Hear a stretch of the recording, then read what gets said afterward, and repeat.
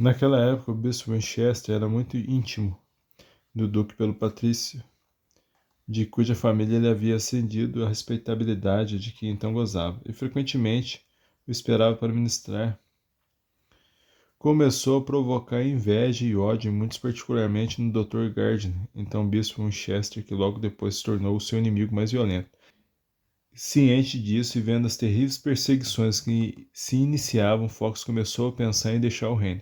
Mas tão logo ficou sabendo de sua intenção, o duque se empenhou em persuadi-lo a permanecer. Seus argumentos foram tão poderosos e sinceros que Fox desistiu de abandonar seu asilo naquele momento. Naquela época, o bispo Winchester era muito íntimo de Duque, pelo patrocínio de cuja família ele havia ascendido à respeitabilidade de que então gozava. Frequentemente o esperava para ministrar o culto nas várias vezes em que ele solicitou que pudesse visitar seu velho tutor. A princípio, o duque negou seu pedido, certa vez alegando sua ausência em outra indisposição. Por fim, ocorreu que Fox, sem saber, estava na casa, entrou na sala onde o duque e ele estavam conversando e, vendo o bispo, retirou-se.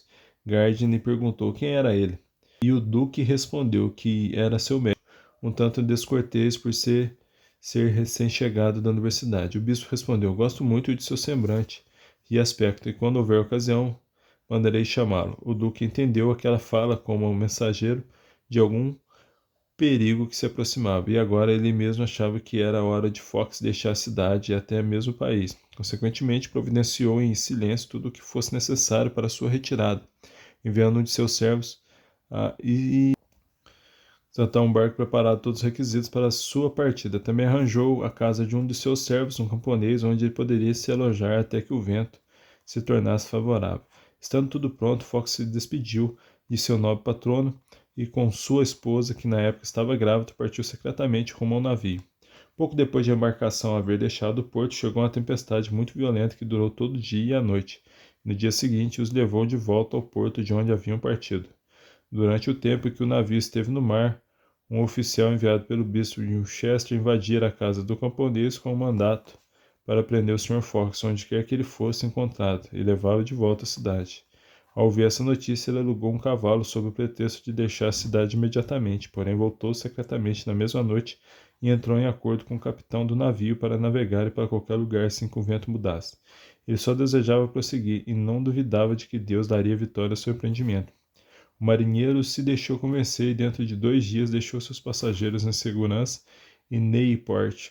Após passar alguns dias naquele local, Fox partiu para Basilea, onde encontrou vários refugiados ingleses que haviam deixado o país para evitar a crueldade dos perseguidores. Associou-se a eles, começou a escrever sua história dos atos e monumentos da igreja, publicado pela primeira vez em latim em Basilea em 1554, em inglês 1563. Enquanto isso, após a morte da Rainha Maria, a religião reformada voltou a florescer na Inglaterra e a facção papista a declinar muito, o que induziu a maior parte dos protestantes exilados a retornar ao seu país de origem.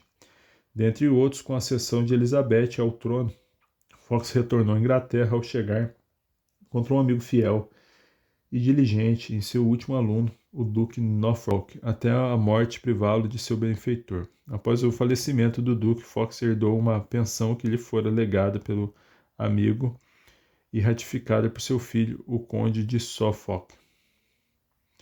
Os sucessos desse bom homem também não pararam porque, tendo sido recomendado à rainha pelo secretário de Estado, o grande Cecil, Sua Majestade concedeu ser o prebendeiro de Shipton na Catedral de Salisbury. De certo modo, isso lhe foi imposto, pois com dificuldade foi persuadido a aceitar. Em seu reassentamento na Inglaterra, dedicou-se a revisar e ampliar seu admirável livro Martirologia. Com prodigiosas dificuldades e estudo constante, ele terminou essa obra celebre em 11 anos. Para maior exatidão, ele escreveu à mão todas as linhas desse vasto livro e transcreveu sozinho todos os registros e documentos, porém, em consequência desse trabalho excessivo, não deixando parte alguma de seu tempo sem estudo, nem se permitindo o repouso ou recreação que a natureza exigia, sua saúde ficou tão debilitada e sua aparência tão desfigurada que os amigos e conhecidos que só conversavam com ele ocasionalmente mal conseguiam reconhecê-lo. Contudo, embora ficasse mais exausto a cada dia, ele prosseguia em seus estudos mais rapidamente do que nunca, e não se deixava persuadir a diminuir seus esforços costumeiros, prevendo quão prejudicial à causa dos papistas seria o relato de Fox acerca dos erros e crueldade deles. Esses recorreram a todos os artifícios para diminuir a reputação de sua obra. Porém, a malícia dele serviu de sinal, tanto para o próprio Fox quanto à Igreja do Senhor como um todo, pois acabou tornando seu livro mais intrinsecamente valioso, ao induzi-lo a pesar com as mais escrupulosas atenção a certeza dos fatos por ele registrados e a validade das fontes legais das quais ele extraía suas informações. Porém, embora estivesse incansavelmente empenhado na promoção da causa da verdade, não negligenciou os outros deveres de sua posição. Ele era caridoso, humano e atento às necessidades, tanto espirituais quanto temporais, de seus próximos, com o intuito de ser mais exatamente útil, embora não tivesse desejo algum de cultivar para si a intimidade com os ricos e os grandes. Ele não recusou a amizade oferecida por pessoas de um escalão mais elevado e nunca deixou de empregar sua influência junto a eles em favor dos pobres e necessitados.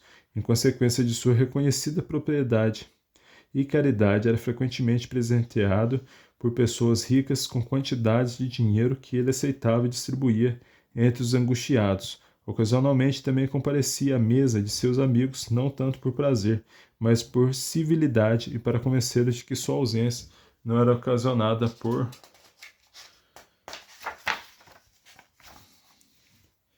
medo de ser exposto às tentações do apetite. Em suma, seu caráter como homem e como cristão era irrepreensível.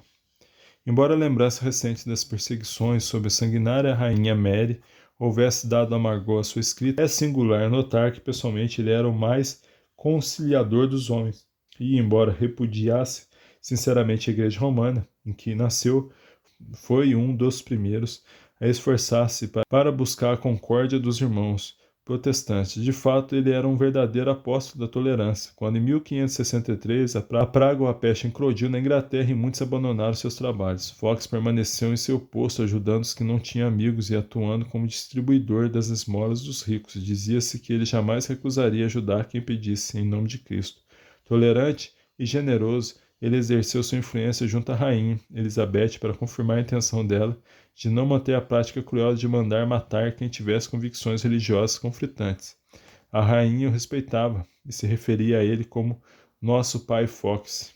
Fox se alegrou com os frutos de sua obra quando ainda vivo. Ela passou por 4 grandes edições antes de ele falecer, onde frequentemente era corretada em púlpito, como ocorria com a Bíblia naqueles tempos, para que as pessoas tivessem acesso a eles. Por fim, após servir durante longo tempo a Igreja e ao mundo por meio de seu ministério, por sua escrita e pelo brilho imaculado de uma vida benevolente, útil e santa, entregou mansamente a sua alma a Cristo. No dia 18 de abril de 1587, aos 70 anos, ele foi sepultado na capela de Morte de Saint-Gilles, em Pitglade, de cuja paróquia durante algum tempo ele havia sido vigário no início do reinado de Elizabeth. Aí começa o livro, capítulo 1, essa história de John Fox. Eu espero que eu esteja servindo vocês, um livro que vocês realmente devem comprar. Eu vou estar falando mais dele no decorrer dos dias. Graça e paz, que Deus abençoe a vida de vocês. Até breve.